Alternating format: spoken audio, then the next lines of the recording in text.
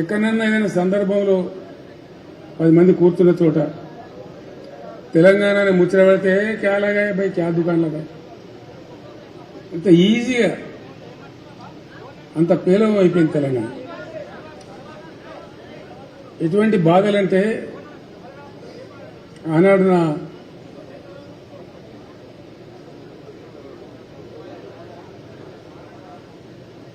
అడ్వైజర్గా సహచరునిగా రాజీ లేని పోరాటం చేసినటువంటి మాన్యులు స్వర్గీయ జయశంకర్ గారు నాతో పాటు ఉండేది. అనుక్షణం ప్రతిక్షణం ఉండేది నాతో పాటు, అన్ని సందర్భాలలో ఉండేది. ఆయన ఎంత గొప్పవాడంటే చాలా మంది జీవితంలో చాలా పనులు చేస్తారు, ఏదో ఒక స్టేజ్లో రాజీ పడిపోతారు. ఎందుకు పడతారో తెలియదు. కఠోరమైన సిద్ధాంతాలు నమ్మినటువంటి కొంతమంది పెద్దలు కూడా ఒక సందర్భం వచ్చేటప్పటికీ ఆ సిద్ధాంతాన్ని పక్కకు పెట్టి కూడా కొన్ని పనులు చేస్తారు. ప్రొఫెసర్ జయశంకర్ గారికి ఉన్న ఒక గొప్పతనం ఏంటంటే ఆయన ఆజన్మ తెలంగాణవాది, ఆజన్మ అన్కాంప్రమైజ్డ్ తెలంగాణ ఫైటర్, అన్డౌటెడ్లీ.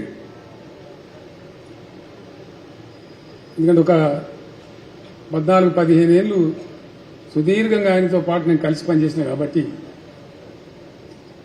అనేక సందర్భాలలో ప్రయాణంలో కావచ్చు, ప్రస్థానంలో కావచ్చు, చర్చలలో కావచ్చు, ఎంత గొప్పవాడు ఆయన అంటే ఈ టైంలో నేను ఆయన స్మరించుకోకుండా ఉండలేను. అట్లాంటి మనుషులు అరుదుగా ఉంటారు ప్రపంచంలో. ఎక్కడి నుంచి ప్రారంభమైంది సార్ మీ ప్రస్థానం అంటే హైదరాబాద్ స్టేట్గా ఉన్నప్పుడు, అక్కడ ఆంధ్ర రాష్ట్రం ఉన్నప్పుడు నిజాం రాజు పెట్టినటువంటి పాఠశాలలు ఉండేవి మన దగ్గర. మల్టీపర్పస్ హై స్కూల్స్ కావచ్చు, మరొకటి కావచ్చు. మర్కజీ స్కూల్ అని ఒకటి ఉండేది వరంగల్ టౌన్లో. ఆ మర్కజీ స్కూల్లో ఆయన విద్యార్థిగా ఉండే టైంలో ఆంధ్ర ప్రాంతం నుంచి ఉన్నటువంటి ఆనాటి అయ్యదేవర కాళేశ్వరరావు వగైరా వగైరా వ్యక్తులు వచ్చి తెలంగాణ ప్రజలను మానసికంగా సిద్ధం చేయడానికి కొన్ని ప్రయత్నాలు చేసేవారు. దానిలో భాగంగా ఆయన వచ్చి